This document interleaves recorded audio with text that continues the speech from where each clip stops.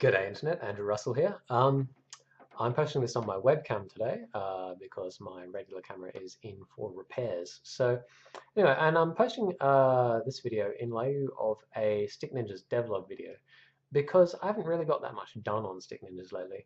And one of the big reasons for that is I've been watching the glorious slow motion train wreck that is SimCity and the SimCity launch. That has been this beautiful onion of failure, and you just keep peeling off layers and layers of this onion, and underneath each failure is another failure. So first of all, the first failure, months before launch, the SimCity community essentially told Maxis in no uncertain terms that always online DRM, always online at all, is a terrible idea for what is effectively a single-player game, which Maxis then ignored.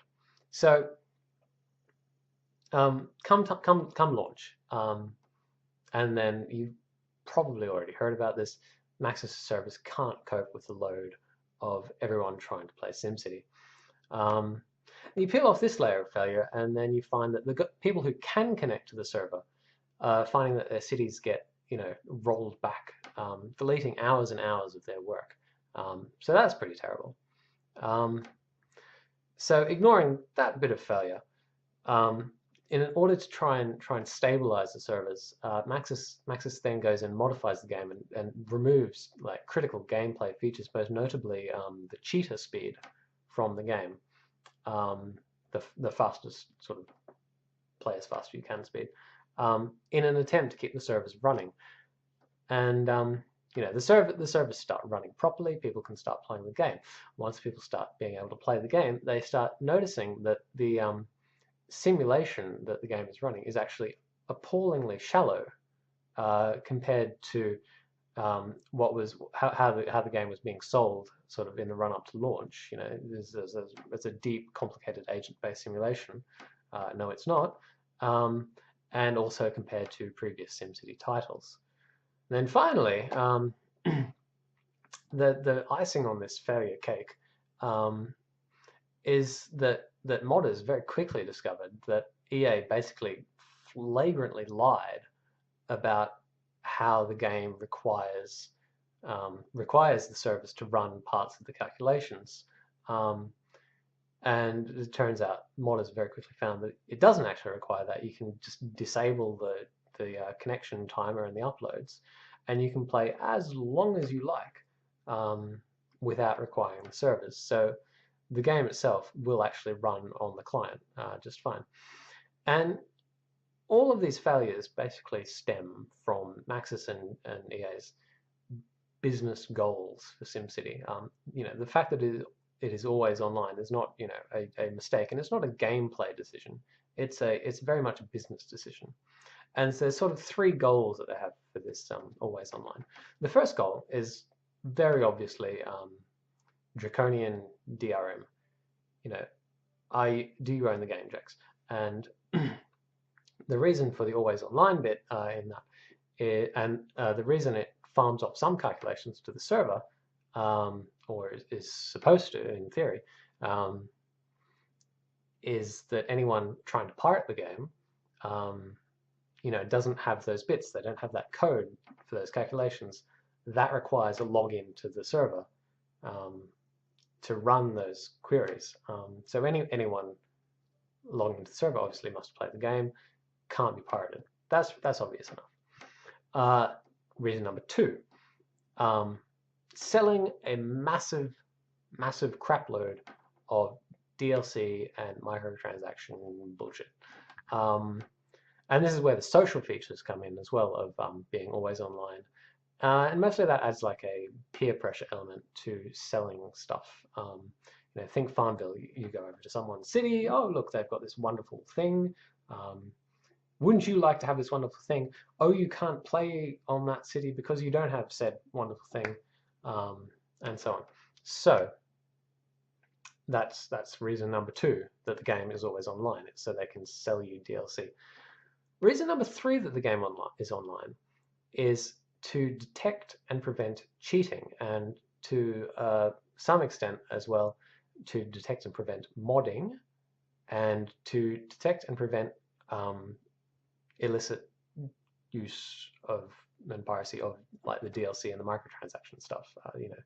So it will check that you're not actually trying to simulate on the client some DLC that you don't actually own. And it does this by validating the simulation results on the server. So this last reason for me is the most interesting, particularly from a technical standpoint. And one of the reasons for that, is that this architecture, this always online validate with the server architecture, is something that I was looking very seriously at for Stick Ninjas back when it was actually the Dungeon project, and it was completely different, and it was going to be a semi-asynchronous MMO roguelike game. And the basic idea behind this architecture is you make your simulation simple enough so that you can send all of the simulation inputs to the server, and the server will rerun the entire simulation and validate that the result that your client reports is the same as the actual result, validated, the legitimate result, that you're not cheating or doing something you shouldn't. So of course, to do this, you have to make the simulation really quite simple, so that it can run on the server. You've got fairly expensive servers running, average CPUs with limited memory. They're not supercomputers. They're just servers, and they cost money. So you need to make the simulation that runs really quite simple, so it doesn't eat up a whole lot of CPU. And this is one of the failings that they had, is that the simulation was eating up too much CPU. They actually literally said that the queues they were feeding the validation inputs into were overflowing, which is why the servers were failing. So you've got to make the simulation really simple. And so this is why the agents in SimCity don't actually have any agency at all. They're just dumb particles. It's basically a glorified particle system that a server CPU can just churn through really very quickly for running the validation. And another thing that they do to reduce the CPU load. So in SimCity, your city has this beat. And a lot has been made of how the music synchronizes to this beat and the animations synchronize to this beat, and it all feels and looks really good.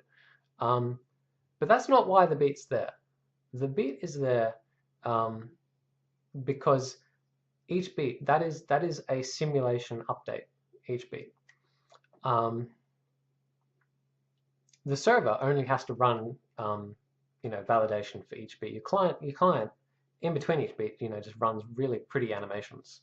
But the server doesn't care what happens in between each beat, so it can blaze through the calculations. Something that's running at 60 frames per second on a client system will run on the server, at whatever the beat rate is, like 2 frames per second, and then rather than running it in real time each second, they compress it down, so you're running all those frames in like a couple of milliseconds. Anyway, so this validation process, one of the problems that I mentioned with SimCity is that it likes to throw up this screen that says "City failed process, roll back or abandon," and I think this validation is what this error message is all about. Those cities that it's asking you to roll back, haven't been lost, like the cloud save hasn't failed or anything. These cities are failing the validation because the simulation is not behaving exactly the same on the server as on the client.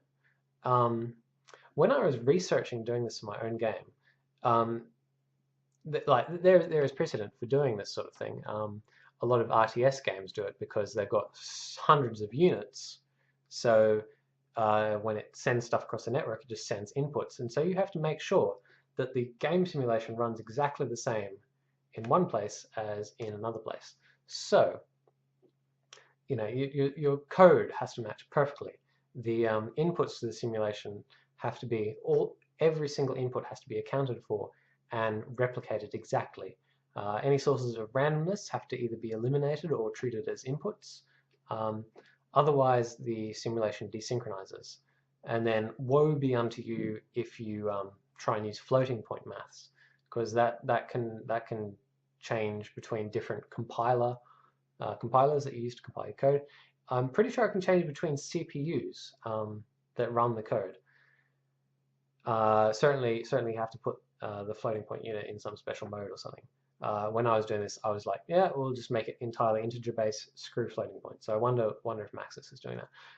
Anyway, it would appear that their validation code is quite prone to desynchronizing, which is deleting a lot of people's cities.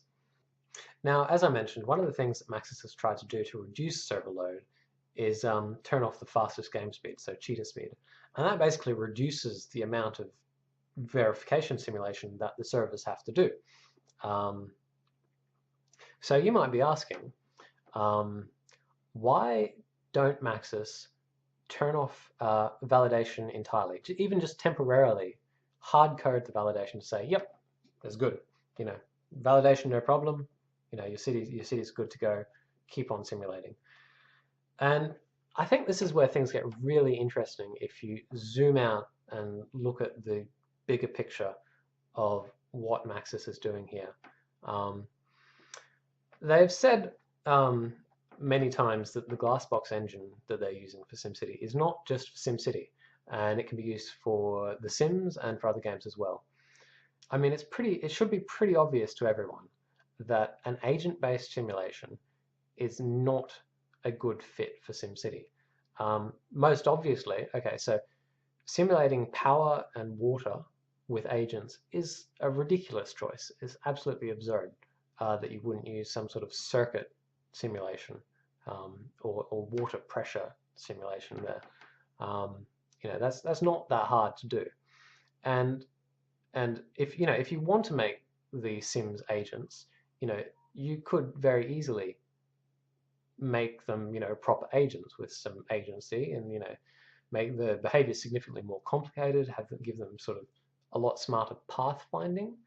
But the fact that they've gone for this model in SimCity 5 basically tells us about SimCity 5 that SimCity 5 is not a SimCity game. It does not exist to be a good city simulation game. The only reason it exists, the only reason they've gone back to the SimCity series at all, is because they want to have this what is effectively a technology test for Glassbox engine. And more so, not just a technology test for Glassbox engine, but a business test to see, if all the social features that Glassbox enables will ultimately work to sell you more DLC and more stuff. The fact that they cocked up the launch is neither here nor there. And when you look at it through this lens, it's actually kind of exciting. These features are ridiculous in a SimCity game, but a game like The Sims, is not so tied to being a single-player game. It's begging to have asynchronous multiplayer. It would be great if The Sims had, if you had many players in a sim town thing. Each player controlling a different family of Sims, and like The Sims 3, you could walk them around town and visit other people's houses, and it would add a lot to that game. It would add a lot of depth and complexity, and of course ability to sell DLC and make sure you're always online and blah blah blah blah blah. So I think that's really where Maxis is going with this Glassbox thing. Is they're just testing it out before they stick it in their big flagship moneymaker, The Sims. Of course, all that being said, no matter how exciting The Sims 4 or whatever it turns out to be, the fact of the matter is that EA and Maxis, time and time again, I mean, they're basically the same company. Let's not beat around the bush. Maxis has business people in it. They're not the poor developer, stifled under EA's boot. They have business people too, and they're, the studio is making business decisions here. And the fact that they're in line with EA's business decisions is really no surprise. And anyway, the point is, Maxis and EA have shown time and time again that they basically hate their customers, and they would rather tell lies and half-truths than basically admit that they're trying to make money. And there's nothing wrong at all with trying to make money. But in EA's case, if they were to admit that they're trying to make money, that basically entails admitting that their business strategy involves willfully crippling their own games that they sell at full retail price, I might add, willfully crippling those games in order to sell you more DLC later. Especially the mid to late game. Like, they'll sell you the early game, and that's pretty solid, but the mid to late game is crippled in order to sell you DLC. And there's this remarkable quote from someone at EA, I'll have to look it up later. I tweeted about it earlier, that basically says, when you're 6 hours into a game and you want to reload, you're really not very price sensitive at that point if you really want to, charge you money to reload your gun. This is ridiculous. So, and in the case of SimCity, it would involve them admitting that it's a technology test and not like a legitimate game. So either way, they have no intention of producing a good, self-contained, honest, fun game that, after the initial purpose, exists solely to provide entertainment to the player. It's, they would have to admit that it is a business platform, that you are purchasing a business platform for them, not a game for yourself. And that's fine, because, I have no intention of ever buying anything from them again. Anyway, I will see you all next week. Thank you.